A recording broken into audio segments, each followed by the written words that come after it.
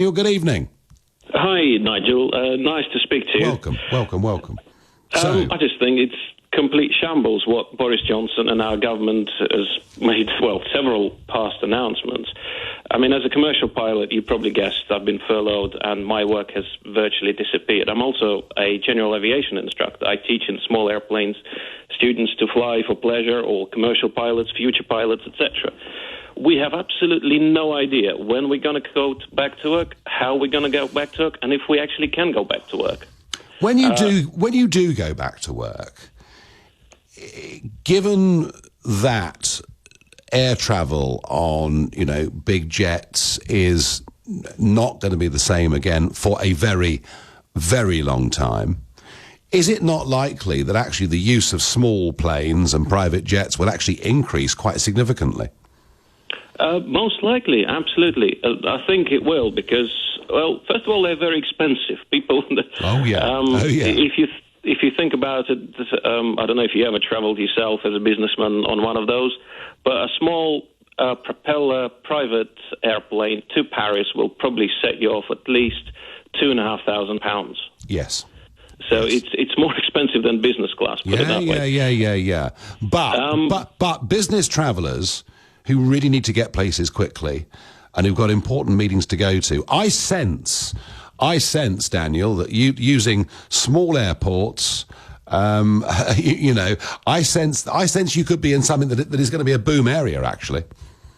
It quite well could be, but in the meanwhile, I mean, the next announcement, I mean, what people don't understand is we have basic salaries and also we paid for our flight pay. And our basic salaries are abysmal. They are very close to minimum wage, to be honest. Yeah, you're paid to do the job, aren't you? Yeah. Exactly, yeah. So if they said is they're going to reduce the scheme to 60% when you're furloughed, that's £1,100 for me a month. That doesn't even cover the rent on a house in Winchester. No, Daniel, tough times for a lot of people, but what can the government do? They need to set out clear dates, or they need to set out a much clearer path as to how we're going to proceed. Because at the moment, I don't know whether I should completely change my job and start maybe learning to drive a lorry. Because if I still don't have a job by, say, July or August, I'm staring at the barrel of bankruptcy. Daniel, I can't give you direct advice on that. The government have set out some sort of timetable, but I can completely understand why you would want more. And I'm sorry for your predicament, but I thank you for sharing it with us. Harry from Salford says, Boris says we need old-fashioned common British sense. Well, what about the idea that no one should visit any grandparents because they're in a risk group? It's ludicrous.